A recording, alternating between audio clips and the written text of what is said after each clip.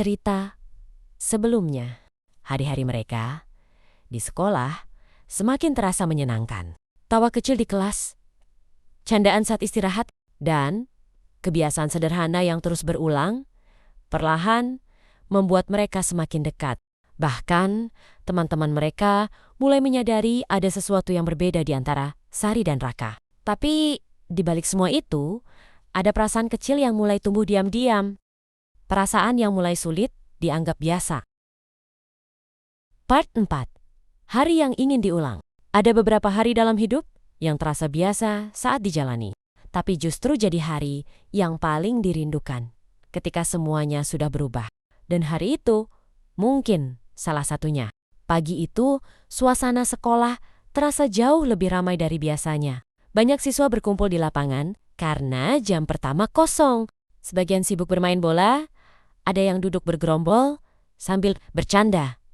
Dan ada juga yang hanya menikmati angin pagi sebelum pelajaran dimulai.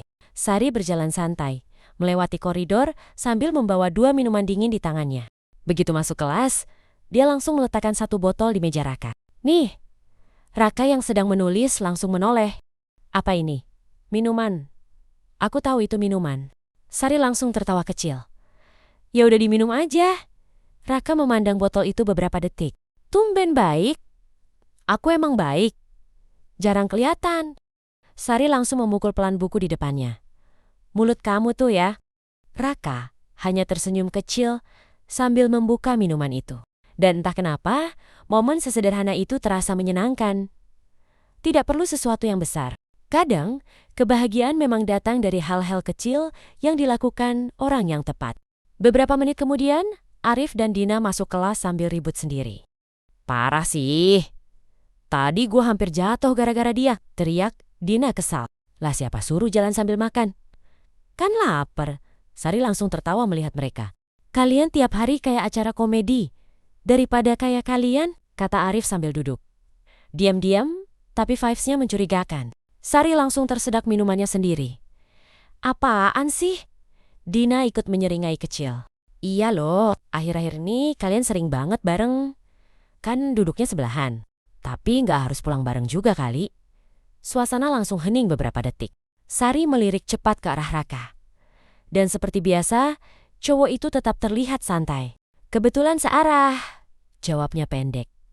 Arif langsung tertawa kecil. Nah, tuh jawabannya udah kayak orang interview.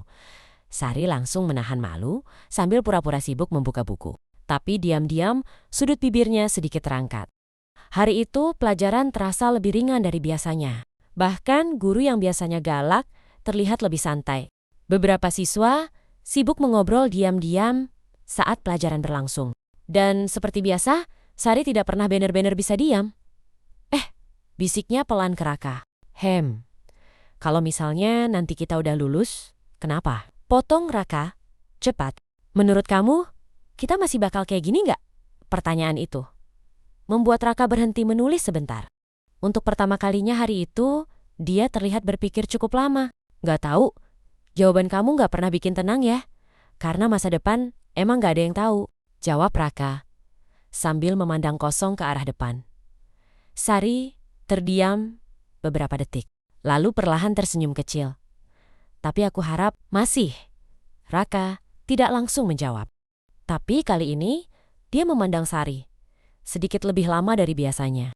Ada perasaan aneh yang mengatakan tak ingin jauh dari Sari. Bel pulang akhirnya berbunyi. Langit sore hari itu terlihat cukup mendung.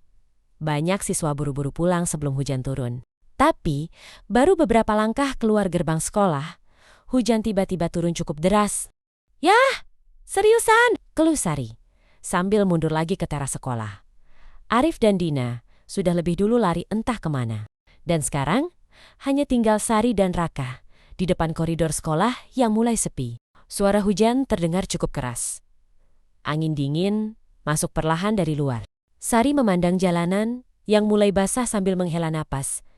Kayaknya bakal lama. Kamu bawa payung? Tanya Raka.